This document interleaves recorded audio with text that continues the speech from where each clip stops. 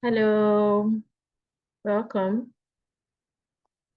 Welcome, everyone. Welcome to week 5. You're more than halfway through to the end of the academy, so congratulations. Thank you so much for joining and joining on time. Hi, Charles.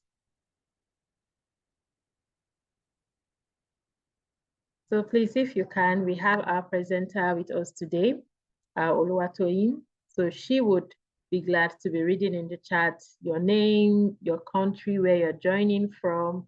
So please feel free to put that in. And if possible, what do you want to learn about human resource today? So you can put that in the chat as well. Thank you so much for joining. Hi, Charles. Yeah, same here. I'm glad you're all here. Hi, Niraja. Welcome. So we are a bit behind time. So I would be starting right now while we still have others joining. Hi, Michael, welcome. So let's get right in, shall we? So today's webinar is week 5, and we're talking about human resources this week. So now we're talking on HR part 1, and we have Oluwatoyin that's going to take us through this particular session. But I will be introducing her shortly before handing the webinar session over to her so that she can take us through this part 1 of human resource. So let me read through the bio of our presenter, Oluwatoyin Sodipe. Oluwatoyin Sodipe is a management consultant, a people development professional, a corporate trainer, public speaker, a career coach, and an author.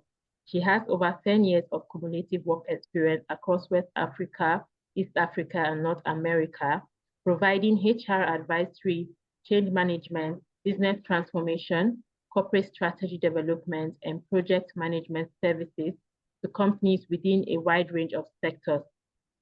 Oluwatoyin holds a bachelor's degree in psychology from Obafemi Awolowo University and a master's degree in industrial and labor relations with a specialization in human resource management from the University of Lagos, Nigeria. He is an associate of the Chartered Institute of Personal Management of Nigeria, ACIPM, a member of the Human Resource Business Professional Network, USA, a licensed human resource practitioner, and an associate of Women in Management, Business and Public Service, WIMBIS.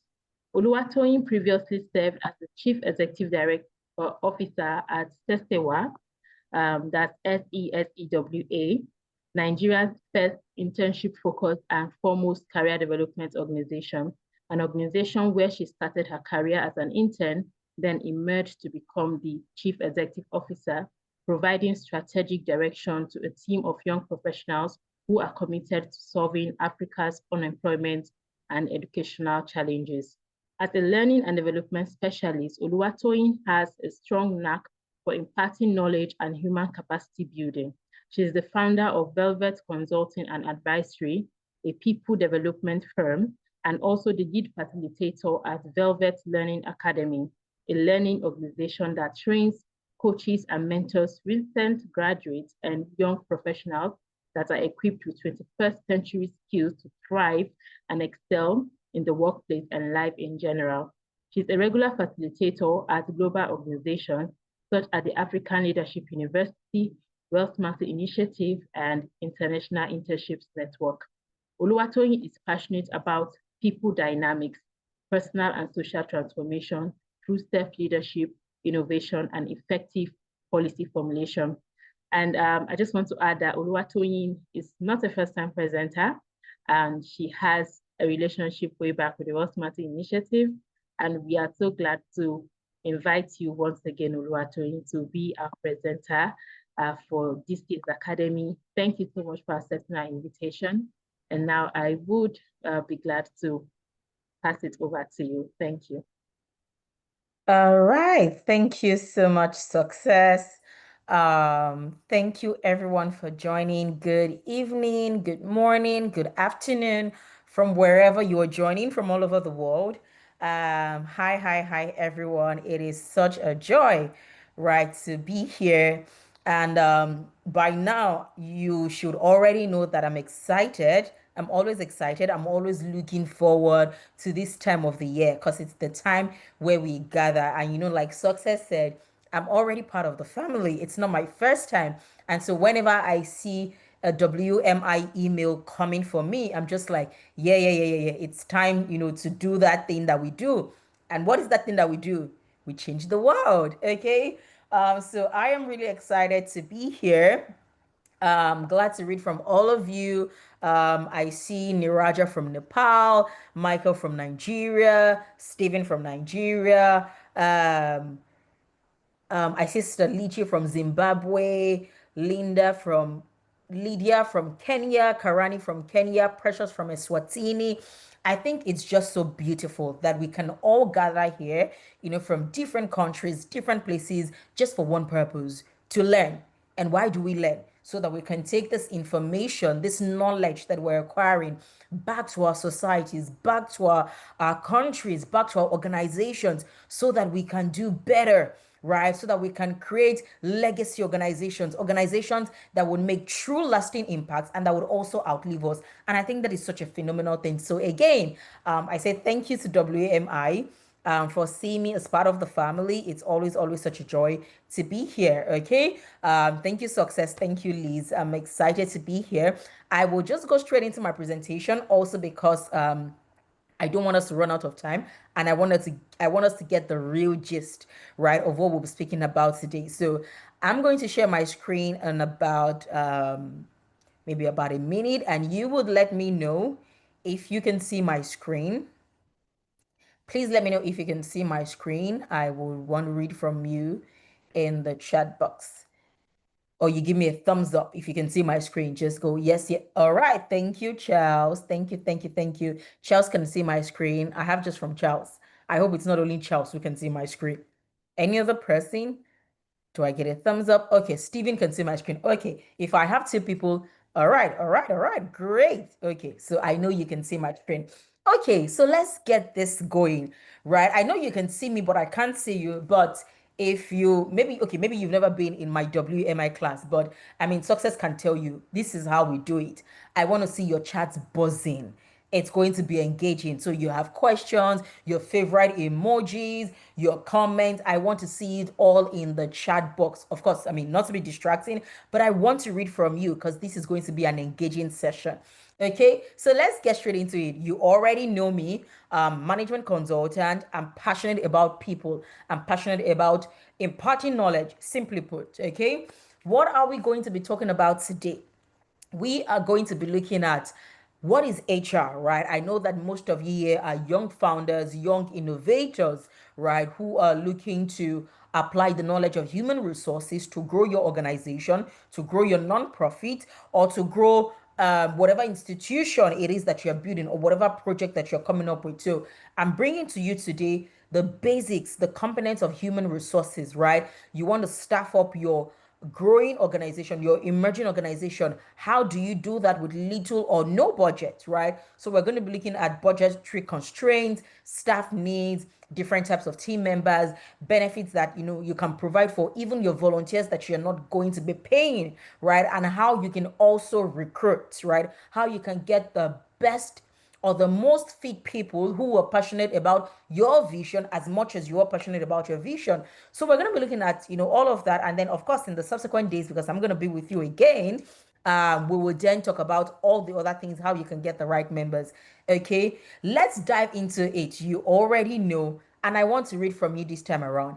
If you had a superpower or if you had superpowers and you could have or change just one thing, what would it be? Now, remember, right? That I'm not just speaking to random people. I am speaking to African leaders.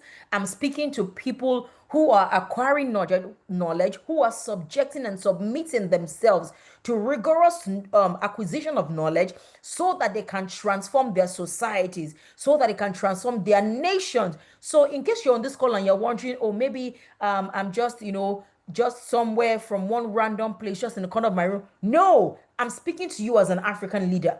If you're on this call, you are an African leader. An African leader is not someone with a title. An African leader is someone who goes in search of knowledge so that they can transform their immediate society up to their nation. So it's you I'm talking about. So if you hear me say, hello, African leader, I'm talking about you. So tell me, right, if you had superpowers and you could have one thing change or you could just have one thing, what would it be? Write for me in the chat section. I want to read from you. I'm waiting. I'm waiting. I'm waiting. I'm waiting. What would it be? Okay, let me go to it. Okay, Charles says eradicate diseases. I love it. I love it, love it, love it. Yes, thank you for sharing. Okay, please let the chats keep coming. Let it keep coming. I want to read from you. You have a superpower, right? You have this magic wand. What would you do with it? What is the prevailing challenge in your or challenges in your society that you could just by a wave of hand, or something you wish you had, or something you wish your family had? Write to me. Let me read from you. I'm waiting. I'm waiting. If you want to take a moment to think about it, please do. But I'm assuming that as African leaders, we have pressing problems, right? Shamin says, I would fight poverty. Absolutely. I love it. Yes, yes, yes. Well done, African leader. You've got to keep them coming. You've got to keep them coming. We have how many people on this call? 21. I want to read from you. Author Press Ebi says, I will stop poverty and death. Okay. Okay, stop poverty. Okay, I get maybe death at the old age, because I mean, no one can really stop death. Okay. Niraja says, I would make basic necessities like education, health, or shelter free of charge or cost. I love it. Patrick says, eradicate mental health among youth. I think that is such a powerful one. As much as it is abstract, it's a big thing. How do we eradicate mental health issues among young people? Precious says, I work with youth in my organization, so I would give every youth the unshakable belief that they are builders of nations, not just beneficiaries. Okay, can we snap our fingers to that? Right, that is so good. That we're builders of nations, not just consumers. We are producers. I love it. Lenti says, I would find cures for chronic diseases. Wow. I must tell you, I am so inspired by what you guys are writing to me. Look at this. Look at this big vision, this bold vision. This is so good. And for everything that you are written, I know you're writing it and you're feeling like, maybe it's not for me. Maybe let me just aspire. I'm telling you, African leaders, this is possible. This is figureoutable. You can be the one to do this for your family, for your generation, for your society, for your immediate environment, for your nation. This is you. Have you read stories of people who came from nothing but became something to their nation, became something, a force to their generation? This is you. Patrick, you have the power to eradicate mental health issues. So you want to ask yourself, what is the daily step? What is the daily system that I have put in my place to make this happen? How are you sensitizing your friends? What events are you organizing in your own little way to ensure that people are more aware of mental health issues and how we can eradicate it? Can you see how I'm breaking it down? Right? You want to make basic amenities like education, health, or shelter free of cost. You don't have to wait till you have all the billions. Are there organizations that you can partner with? Right? Even in your local community, is there a proposal that you can put forward, right? As an impact development associate, you can put forward to the government and say, these are one, two, three things that I feel we need to do. So sometimes, the challenge with African leaders is you sometimes feel like you need money, you need all of the resources. No, you need an idea whose time has come. So you don't need money as it were. You need to take action. You need to sit down and think and say, what are the two, three things that I can do? Who are the two, three people I can speak to? Who we can partner to do big things for our society? And that's how it starts. I'm excited to share with you the story of this young girl in my country, Aramide, who started a no fees school for low income family earners. And I must tell you what, it's beautiful to see. Children come to school and they don't have to pay anything. I'm telling you, Aramide didn't start with so much money. She had people she spoke to, just sharing her ideas, sharing her passion for the educational system in Nigeria. And if I get a chance to put it on the chat for you, you can go research her. So inspiring. All right. So I'm telling you that whatever vision you have put down, whatever desire, whatever change you want to make, you can make that change. You can make that change. So your daily steps, your daily actions will inform how you want to make that change. All right. Okay, let's go straight into it because I could stay here all day. Okay, so let's start with human resources, right? What is human resources? I'm sure you've heard of it. Some people say human resources is the study of people. I'm sure you've heard of it before. But what really is human resources? When we say human resources, what are we talking about? So, first, I want you to know that human resource or resources is the supply of people for the execution of a particular task or project. So, let me tell you what, as we're on this call, I am a resource. I am a human resource because I have supplied myself to execute this webinar. So I am a resource. This is what human resource is. You're carrying out a project, you're carrying out a task, and you have people that are joining you on that project.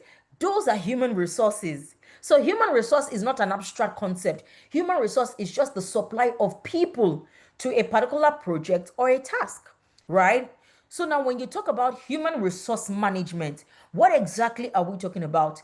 It simply is the proper utilization. Now, I want you to pay attention to the word proper utilization. It is the proper utilization, which means the highest maximum utilization, right? Or the highest maximum use. Let me put it like that of the available skilled workforce. The highest maximum use of the available skilled workforce in order to achieve a goal or an objective of an organization. And I hope you get that. It's the proper utilization of the available workforce or the available supply of people in order to achieve the strategic goals and objectives of the organization, the institution, the project, or the task. Now, when you are focusing on an organization, so because most of us here are maybe founders and innovators, you have a particular project that you're trying to run, you have an emerging organization or a little organization somewhere. So we're thinking organization. Now, there are things that needs to, if we want to expand what human resource management is, we start to talk about things like recruiting, right? Recruiting, training, compensation, performance management, health and safety. All of those things come under the bucket of human resource management. And I'm going to shed more light on that as we go. But I hope that you get the basic of what human resource is. So it's not just an abstract statement that people use. Just, it's now a thing. People say HR are wicked people. No, right? HR is not a person, it's a title. But more than that, it has to do with the supply of people. How do you utilize the available workforce that you have so that we can achieve a goal or an objective? All right. Okay. Now, let's look at the elements of human resources, right?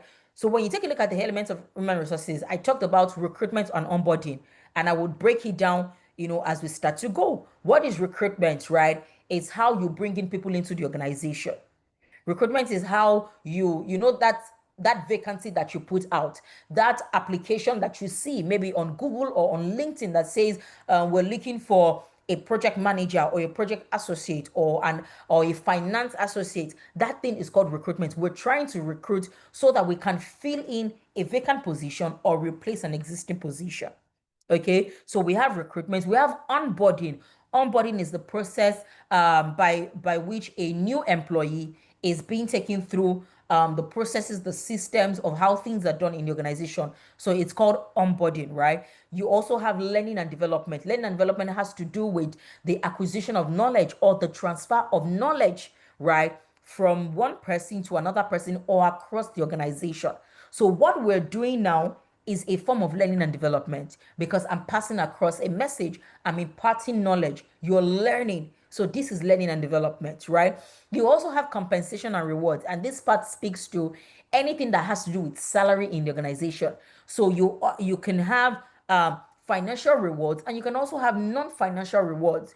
Financial rewards will talk about finance is just from the word. It talks about cash. It talks about you giving money for service rendered to you. Now, when you talk about non-financial rewards, you talk about things like health management, right? HMOs in organization, health benefits. You can talk about maybe kind benefits. You can talk about maybe having a mental health officer, right, in the organization. Those are non-financial rewards. They're simply what do you get for doing your job well, or just for being part of the organization that is not in financial mode. So talk about anything. Maybe they give you lunch, or they give you an end of the year package, or they send you for training. Those are non-financial rewards. Anything that does not involve cash. Then you have performance management. Performance management has to do with appraisals. So when an employee comes into an organization in the beginning of the working term, we would do something we call setting KPIs, right? Key performance indicators. Simply what that means is we want to set the goals that you would achieve within a period of time that you are in this organization. Now, when you set those KPIs, you're basically saying at the end of 3 months or 6 months or 1 year, these are the things I am going to be measuring your performance by. And that's why it's called performance management. This is how we would manage your performance. We have given you these key performance indicators to help you know through your tenure, right? That these are the things that we expect from you. These are our expectations, such that when you're working, you know that by the end of the 3rd month, these are the things that we're going to be measuring you by. And that's what performance management is. So the whole process of managing an employee's performance, appraising an employee's performance, is called the performance management process. All right. And then you have conflict management, right? What is conflict management? Conflict management basically has to do with the process by which maybe interpersonal issues are being resolved in the organization. It could be maybe issues between a manager and a subordinate, or maybe peer-to-peer conflicts, or maybe a subordinate with direct reports. Basically, it deals with how we manage issues that might arise from interpersonal relationships, right, or interactions in the workplace. Okay, and that's what conflict management is. We also talk about health and safety, right? When you come to the organization, your employer or your organization is obligated to ensure that you are working in an environment that is safe, that is healthy enough for you. Okay, so when you come to the office and you hear things like today is wellness day or it's wellness week, that's a part of health and safety, right? Or they say it's team bonding day. That is a form of health and safety. The initiatives or the activities that we carry out to ensure that we are nurturing or we are caring for parts of you that does not involve finances, just to ensure that you're socially, emotionally, mentally, and physically well. That is what health and safety speaks to. And I hope we get it, right? If you get it, let me see in the chat section. Remember, I said it's going to be interactive. So let me see if you get it. Let me see if you're following me. I want to see it. So you've got to be quick with your typings. I want to see it. Let me see if you get me. You can use a thumbs up. You can just drop, get it for me in the chat box. Okay, thank you, Charles. Charles gets it. All right. Okay. On board. Good. Okay, so okay, Precious gets me as well. All right, so let's move on quickly. Now, why do we learn about human resource management? Or why do we talk about human resource management? If you have a vision, why can't you just run your vision, all by yourself? Why can't you do your thing? Why do you need to understand the concept of utilizing effectively or maximally utilizing people to achieve a goal or an objective? And I'm going to talk through some of the importance for you. First thing is to maintain quality of work life, relationship between working condition with management. So every time we talk about human resource management, we're basically speaking to how we want to maintain the quality of an employee's work life in the organization. It's going to be terrible if someone comes to work in our organization and they are just such in a toxic place, or they're in a place where they can't think straight or they can't be themselves. And so why human resource management is important, because you see, I have heard people say, oh, I can have other departments, I need finance, but I don't need human resource management, or I don't need a people department. I mean, we can sort that as we go. It's really important, because the people that are going to be working for you, you want to ensure that they are bringing their best. And for them to bring their best, you want to ensure that you are paying attention to them. And so it's important because it helps us to determine, to maintain the quality of work life, right? Balancing the relationship between the working condition and the management.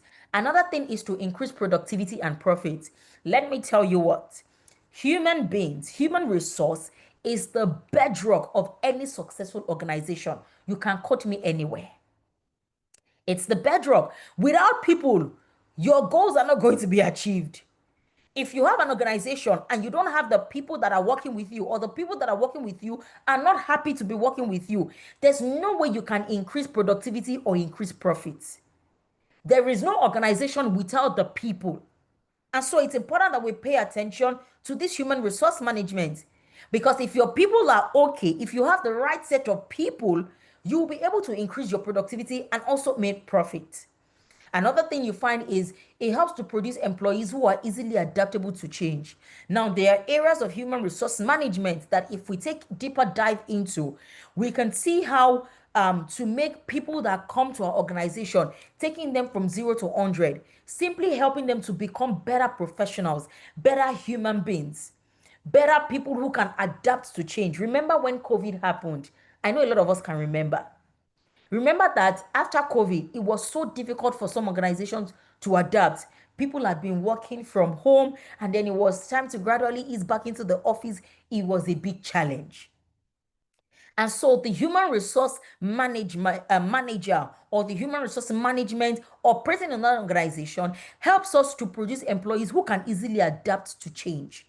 Because remember, during the tenure of their working with us, we are paying attention to everything that concerns them, their working condition, their quality of life. How can we help them to become better people in the organization?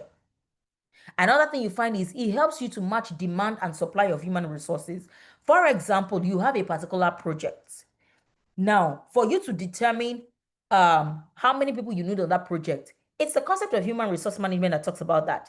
There's something we call human resource planning, right? Or what we call resource planning. Basically, it's how we determine the number of people that we would need to achieve our goals, our objectives. And so without human resource management, you cannot understand, or you can't really get the idea of how many people you're going to need to execute a project, maybe in your community or in your organization, right? It also helps us to retain employees and motivate them to accomplish the company's goals. I know I've already flogged this enough, right?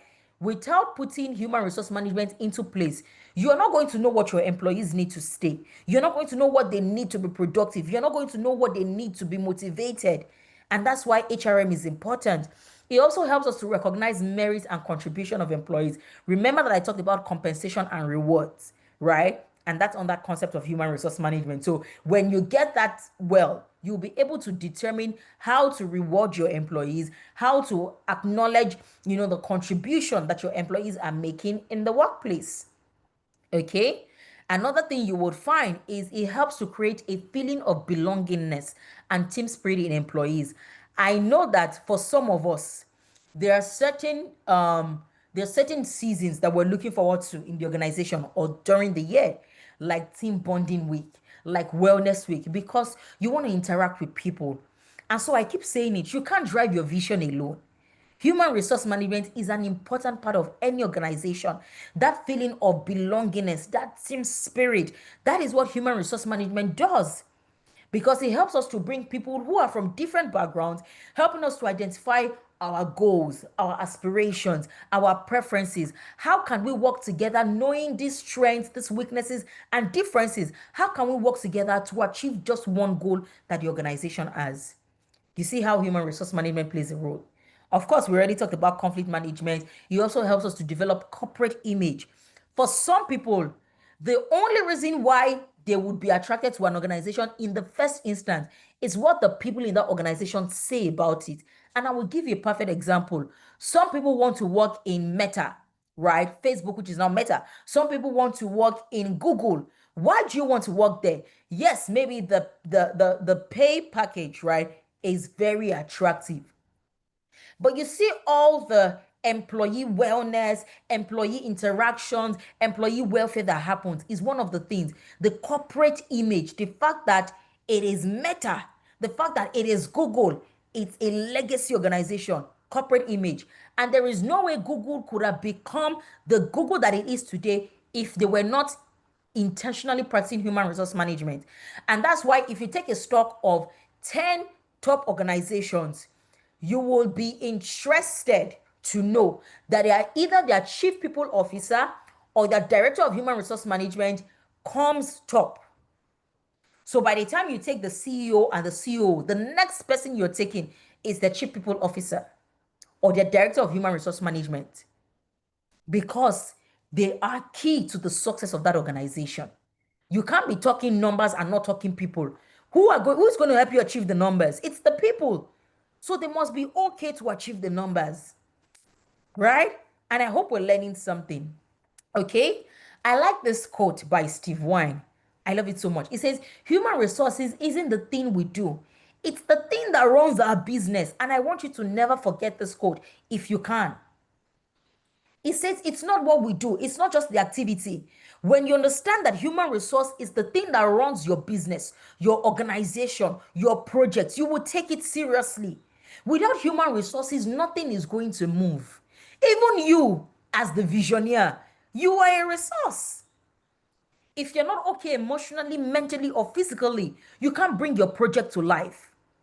So you see how we're breaking down the concept of human resource so that next time someone says, HR does nothing, you can tell the person and say, no, human resource is a big part of the success of any organization, right?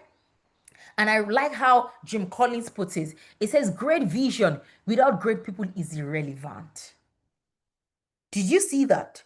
Great vision without great people is totally irrelevant. So I'm saying again that if you have a good vision, if you have an attractive or a fantastic idea and you don't have the right people to execute it, it's irrelevant. It's not going to go far. And I hope that makes sense to you. Okay? All right. Now let's go straight. Let's take a deep dive into how we can determine staffing needs. So for some of us, right? So the background story is maybe you have a project that you're trying to run, or you have an initiative, or you have a task, they're trying to execute. But you're here, you're wondering, okay, I'm a founder, I'm just a startup founder. I don't have so much capital. I haven't raised funds, but how can I get the right people to help me achieve my vision? That is what we want to talk about next. Okay. Now, I've said here that as a startup founder, it is important to know that not every position will be needed in your first few years. So I want you to understand that, right?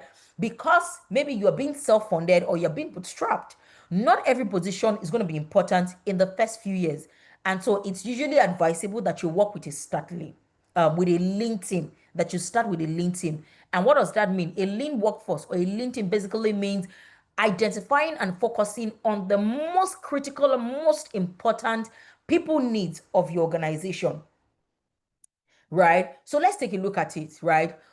When you want to determine your staffing needs or when you want to determine the most critical, most important, or immediate staffing needs that you have, what are the few things that you start to look at? The first thing you want to take note of is to define your immediate business needs. You're going to highlight critical areas of your business that directly generates revenue. Those are the first things that you want to identify. Let me ask you a question in the chat section. If you um if you're an online merchant, so basically let's say you sell you sell online, you're an online marketplace, maybe you sell shoes or you sell bags online. Apart from yourself, who is the next most important person to your business? I want to read from you. Let me ask again. You are an online merchant. Maybe you run a strictly online business. Maybe you sell products. Maybe you sell bags, you sell shoes, or or maybe even services online, strictly online, who or maybe mention one or two roles that are most critical to the success of your business, the immediate critical roles. Give it to me in the chat section. I'm waiting. I hope you got the question. I love it. Okay, so you guys are with me. Niraja says social media manager. Of course, because it's an online business. Do you see? You need a social media manager. You need a social media manager. Charles says IT person. Definitely. Because you are building apps, it's strictly online. You want an interface, maybe a website where people can go to and they can just click, shop, and go. An IT person. Shamim says a delivery person. Yeah, that too. You do need a delivery person. Either someone you hire or maybe a delivery company that you partner with. Because if it's strictly an online business, you are going to be making deliveries for those who come to shop. Love it. Ginika says content creator and writer. You guys are with me. I love it. This just makes me glad because you need someone who's going to be posting the product, someone who's going to be creating the captions. Because when people are coming to interact with you online, they want to see what is it that is attracting them to your products. So you need a content creator. If your bag is the most beautiful and the pictures are poorly taken, I can promise you are not going to sell it. And that's why you need a content creator. Do you see? Now tell me some roles that you don't need in the immediate. Give it to me in the chat section. What are some of the roles that you really don't need in the immediate of this online business? Think about it.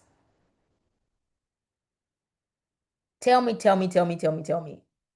Some roles that, they can either wait till later, and in the immediate, you actually don't need them. Yeah, Charles says accountant because true and true, it's an online business. You are the one who started the online business. You can be your own accountant for the first few months. You can. You are counting your own money. When people are shopping, you know how the money is coming in. So you can manage your own inflow for the first few months or even a year. Right? That's so good. Accountant, you can do your own accountant because before you start an online business, you want to make sure that you know your numbers. Okay? Niraja says HR manager. Absolutely. It's an online business, and as much as unless you are now becoming maybe two, three, four, okay, you might now start to need a people, maybe a people associate, but an HR manager, maybe not in the beginning, right? Kanjo says a physical shop. Of course, it's an online business. I mean, it speaks to it already. You don't need a physical shop. Autopress says customer service. This might be a bit dicey because so it's either you take on the role of customer service, right? So yeah, I agree with you. You can actually be the customer service personnel, right, in the start, and then eventually, as you start to grow, you can now get a dedicated customer service personnel to handle your customers. But in the first few weeks of starting, I agree, you are the customer service rep. And that's how you can see how much you've saved in paying salaries. So I love that you guys are following me. Thank you for sharing. Okay. The next thing you start to do is to create your compensation plan and check for sustainability. So we've mentioned social media manager, we've mentioned IT person. You have to look at your capital or your funds. Can you afford to pay a social media manager, an IT person, and a delivery person at the same time? Can you afford it? So sometimes you might even want to be the one managing your social media for a start. But basically, what this is saying is create your compensation plan. If you want to pay two to three people, how much are you going to be paying them? And then check for sustainability.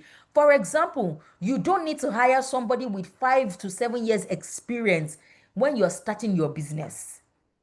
You can just find someone who is maybe a content creator, maybe an associate, maybe about 1 to 2 years experience, because you know that you're not going to have to pay them so much as you pay someone who is very experienced. So you also need to look at the level of experience that you're bringing on board. So create your compensation plan. Do you have the salaries to pay this social media manager, IT, social media associate, IT associate, and this delivery person? Do you have are you able to sustain the salaries for maybe the next 3 to 6 months? You want to think about that. You now want to also look at outsourcing service functions to reduce administrative cost. Now, social media management. is so when you get a media manager, that's actually you outsourcing the service. Some people actually do it on their own. They run their social media. It's fine. Some people already have the skills.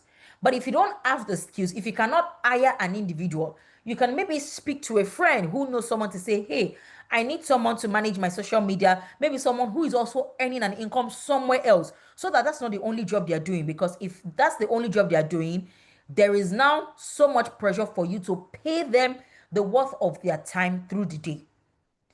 Also, something like payroll management, right? Marketing, you want to outsource that so that it will reduce administrative cost. Okay. You also want to create a clear job description before the roles are hired. So if you hire a social media manager or a social media associate, what exactly would they be doing every single day of the week?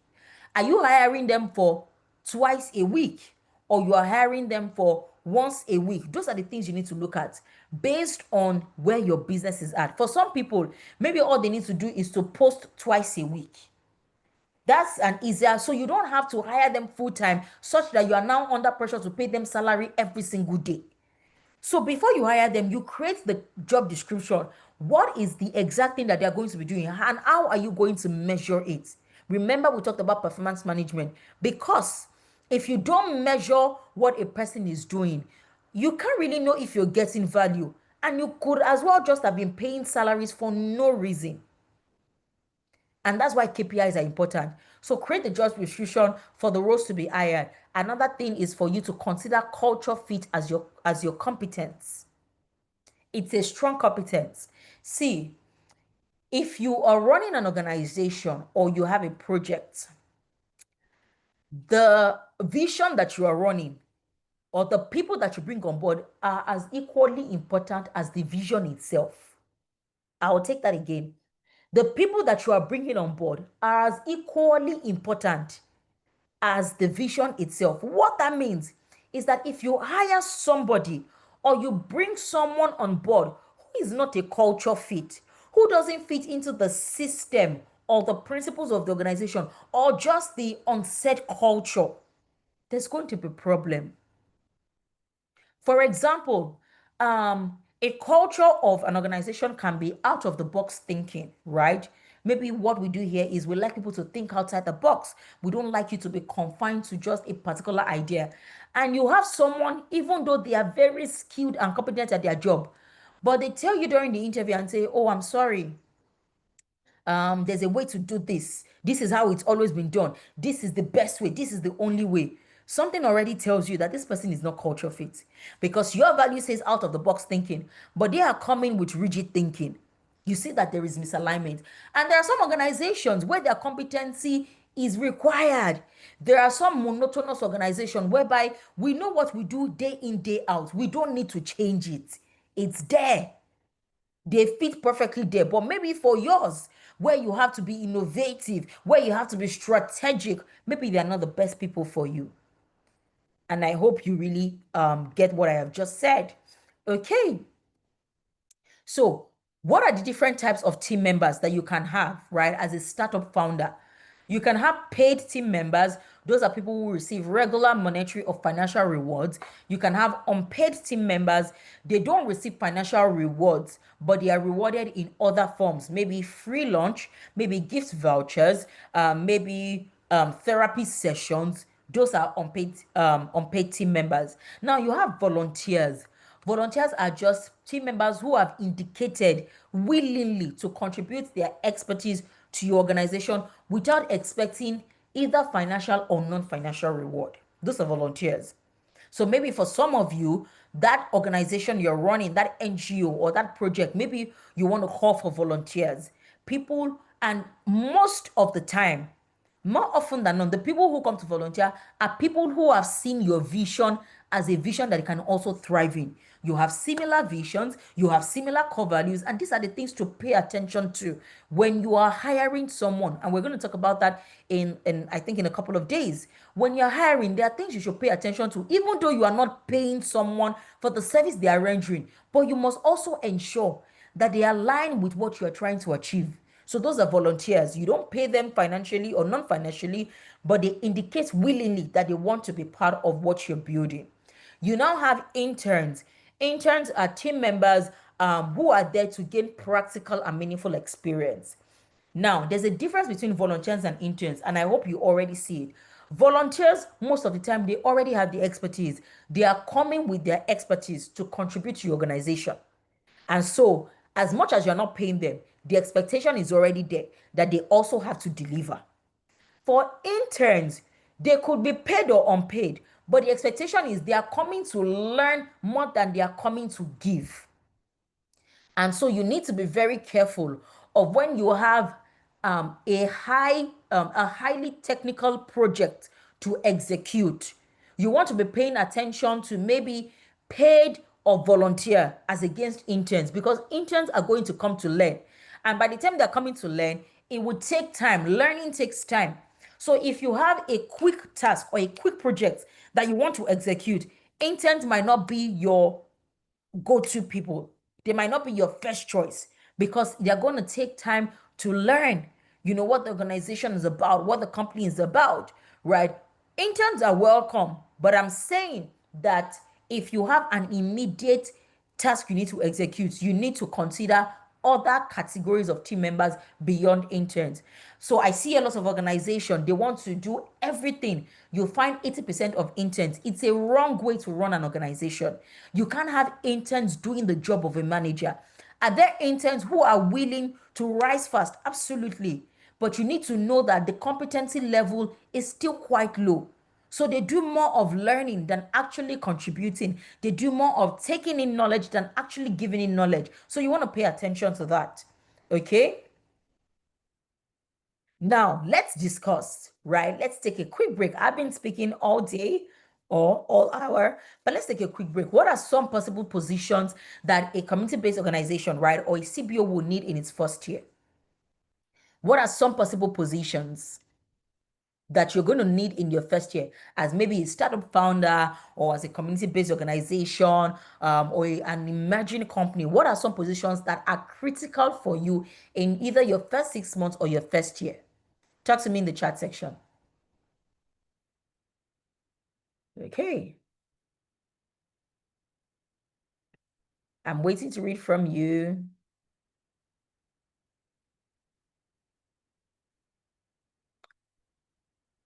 No, we have to talk. We have to say something. I believe there's startup founders here. Okay, Niraja says admin and operations head or manager. This is so good. Trust me, because if you are in operations, if you want to execute as a CBO, you actually need an admin person. You need an operations person because that's the bulk of the work you're doing. You need someone who is vast in operations. An operations manager sometimes can double as admin, they can double as accountant, they can double as a lot of things, they can double as a coordinator, right? So an admin and operations manager is a good one.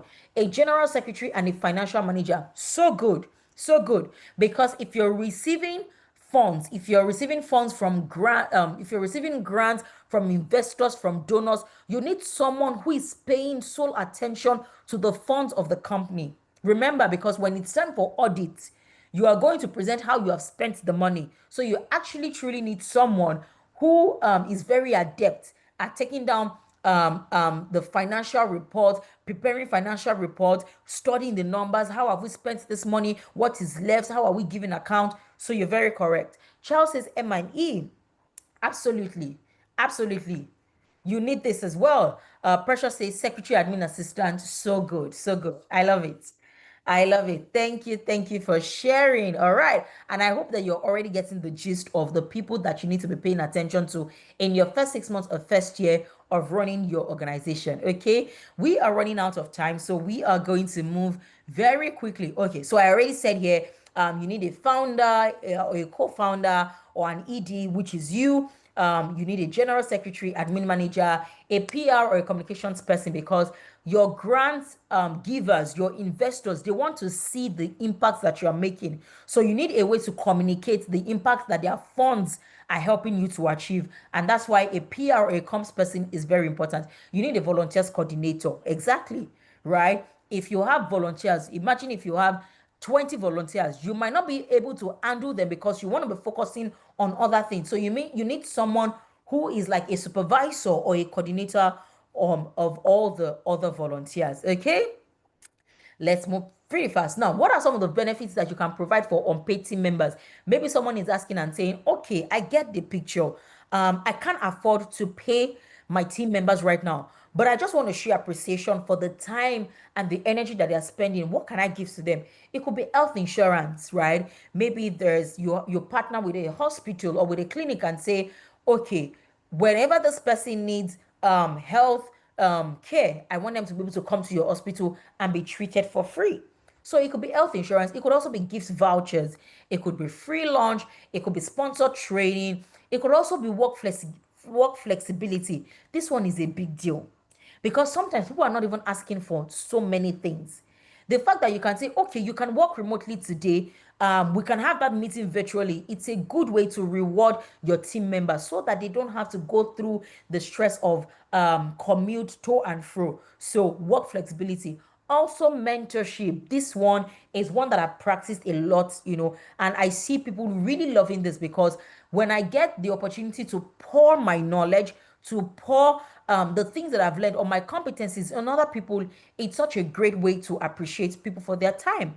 So you teach them, you show them, you let them know the things that you know as well. People are really appreciative of this one, and I've seen it over and over again.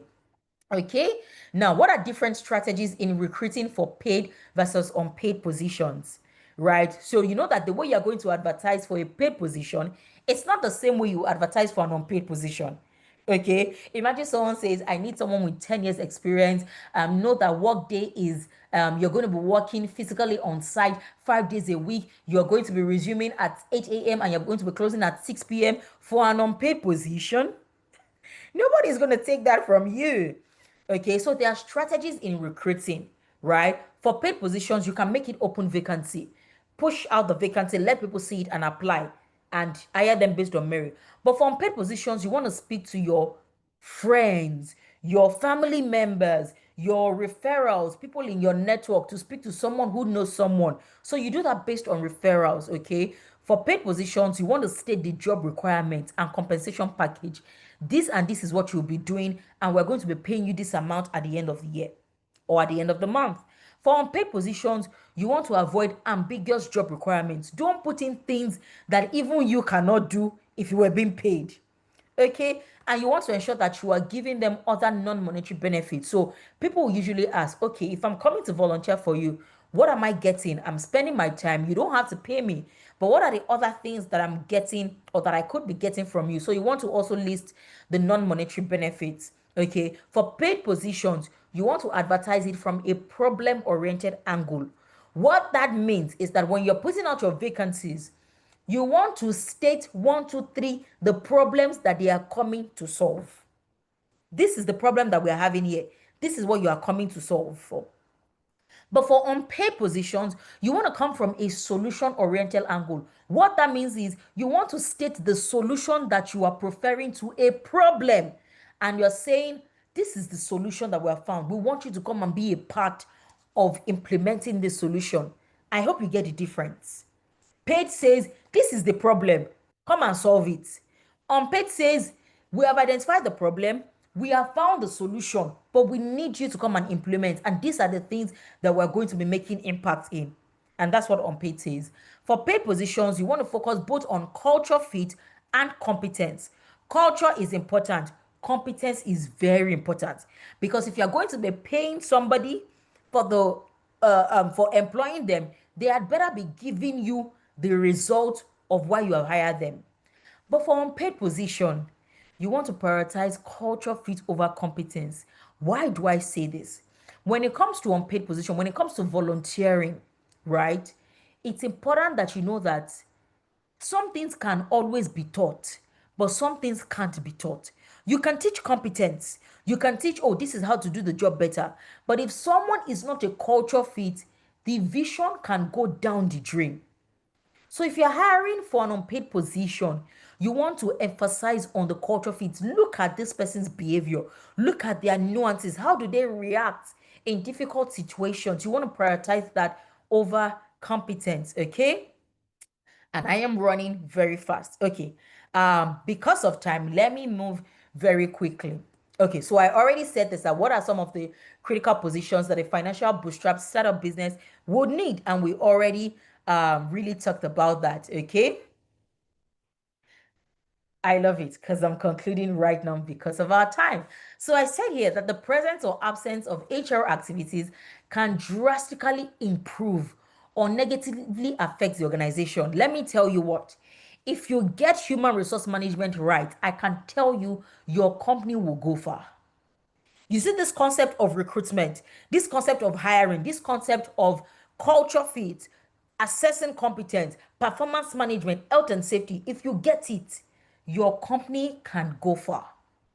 But you see, if you miss it, there are going to be challenges.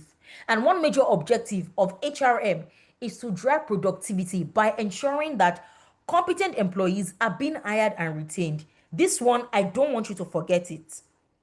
It's a different thing when you hire people.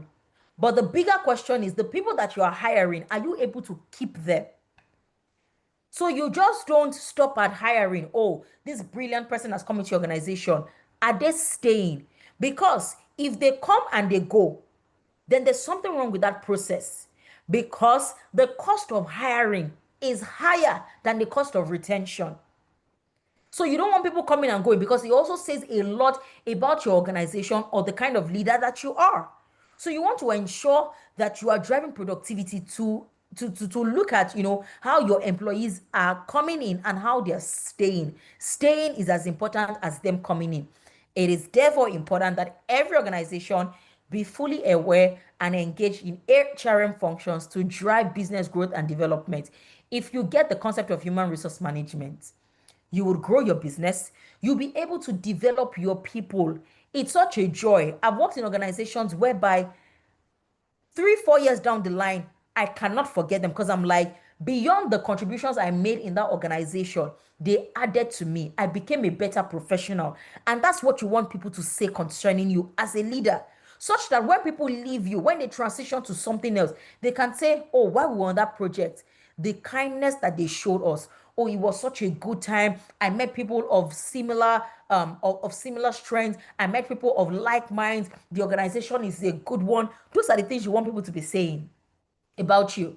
So it's really important that we pay attention to human resource management. This is the part that I will stop now. Okay. I think I will hand over now to either Success or Lisa. I don't know if we have questions that I can take, but I will hand over at this point. I hope we've learned one or two things.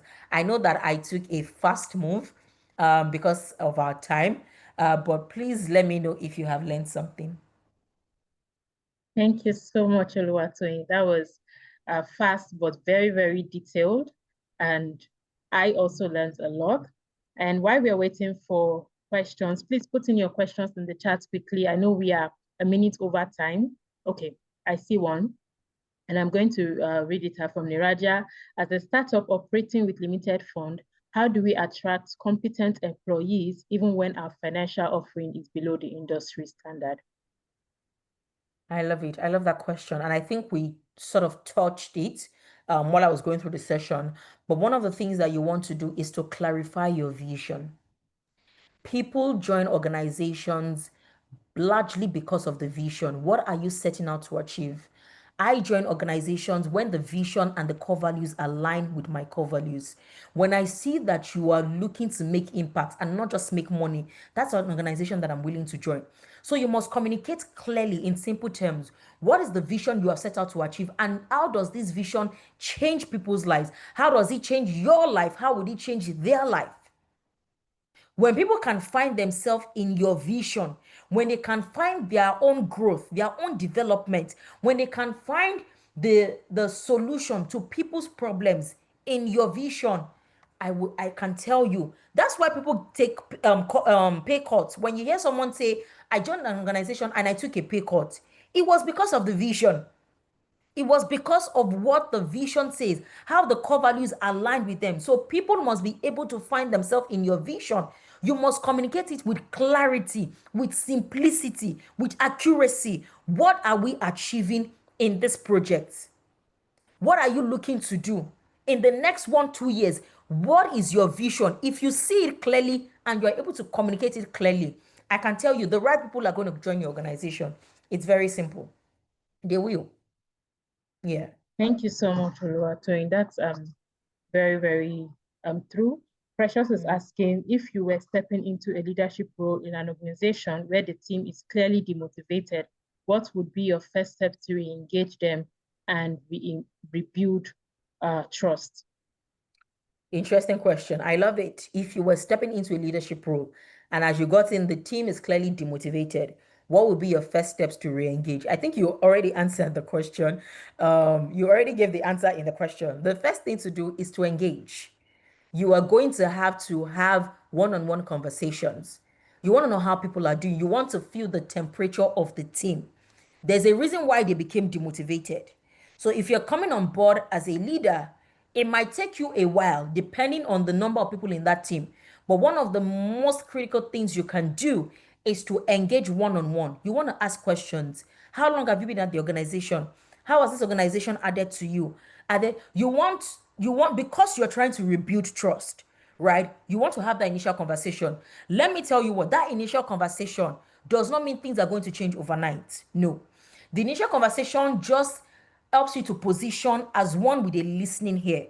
So they come and say, okay, this person didn't feel too big to have a one-on-one conversation. Your calendar is going to be full for the next few months because you're going to be engaging them one on one. You're also going to be engaging them in groups. You also want to locate the people we call influencers. There are people we call influencers in the organization or people we call change agents. Those people are people that other employees listen to. You have them in every organization. Sometimes you call them powerful people. You have them. I like to position myself as an influencer because I people listen to me. When you use those people, if you don't have so much time, those are the people that you want to have the first few conversations with. When you have those conversations, those people will now go back and just start to have random conversations. Ah, that boss, I think we should give her a chance. I don't know if you've ever experienced things like that. They'll say things like, I think we should give her a chance. I think she has some good ideas. Let's even see what she has to say. So first thing first is engage. Identify the influencers and the change agents. Have conversations with them. Tell them what your goal is, what you aspire for the team, and let them be your disseminators or your informants to the other people. It will change the entire face of your leadership. Yeah. Excellent. Thank you so much, Oluwatoyin.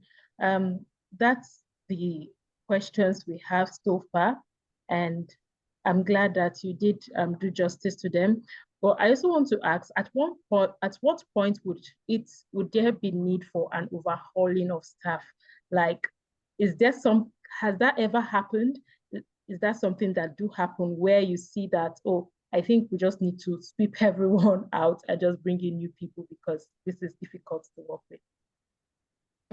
That's such a brilliant question. Overhauling our staff.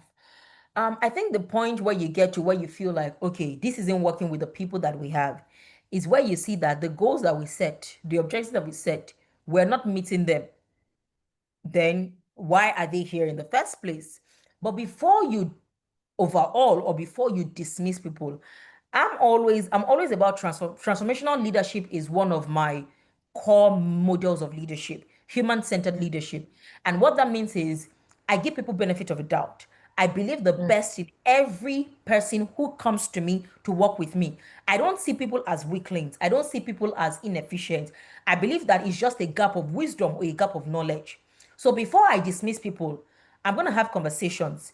First thing is we're going to identify our strengths and then we identify our gaps. Okay, this is the vision that we have. Looking at you, are you able to fulfill this vision? Do you have what it takes? Do you have the skills, the knowledge, the attributes, and the attitude to achieve this? If you don't have it, we're going to discuss on how we can close the gap between what you know and what we want you to know so that we can achieve our objectives. So it might have to do with trainings, it might have to do with job shadowing, it might have to do with internships, it might have to do with going for a course or something. We're gonna see how we can bridge the gap of your current state to match your desired state. Having done, and the reason why I say this is before you think about overhauling, you want to think about closing the gap, is because, like I said earlier, it costs more to hire than to retain. Hiring cost is high. But when you want to bring in new people, you're going to pay them more and it takes time.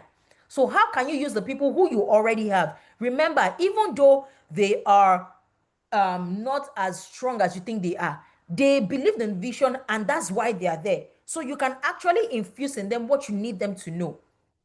When you try to Mhm. close the gap, some people will meet it. Some people who don't meet it, you can now start to tell, okay, maybe you don't believe in this vision anymore. We have conversations and then we can let you go and then we can bring in new people. Mm. Actually, this is so interesting, and a lot of new ideas as well. And I think that goes a long way to say that the human resource field has gone beyond what we used to think. Now we're Yeah. talking about people transformation, leadership, and transformative leadership. So thank you very much, Oluwatoyin. I see Abdul Gafar, you raised your hand. If you have anything to say, please use the chat. I don't know if you'll be able to speak because this is webinar setting. So please feel free to use the chat. And while he's doing that, please, if you have any last words, Oluwatoyin, for the group, for today, because we'll still see you on Thursday. So if you have any last words for today, please. Okay. Last words. I mean, maybe not last words because I'm seeing you on Thursday. As you go, I want you to start to go take the assignment is that the project that you have right now, what are the people or who are the people that you need? Identify your vision. Vision is important. So maybe if that's one thing I'm going to say, because if you don't get the vision right, you are not going to get the people right. Let me tell you. So maybe the assignment I'm going to give to you is as you go back, go and clarify your vision on paper. Don't just think about it in your head. Go clarify it on paper. Maybe you have a board in your room. Go write your vision. By the time you see your vision every day, the people that are going to help you achieve your vision will come to you. They would gravitate towards you so that when you see the people that you want to hire, it's much more easier because they must fit into the vision. They must believe in the vision. So that's one thing I want you to take off. Go clarify your vision. Maybe that's what we're going to start from on Thursday to say, have you been able to clarify your vision? Do you now know the kind of people that you want on your team? So I think these are my last words. Excellent. Thank you so much, Oluwatoyin. That was so beautiful. Yeah. And I'm really excited for Thursday already. I think we're way over time. So thank you so much for your time, Oluwatoyin. Thank you for staying this Thank extra you. time with us. And thank you so much, everyone. Have a lovely evening or morning, depending on where you're calling in from. Bye-bye.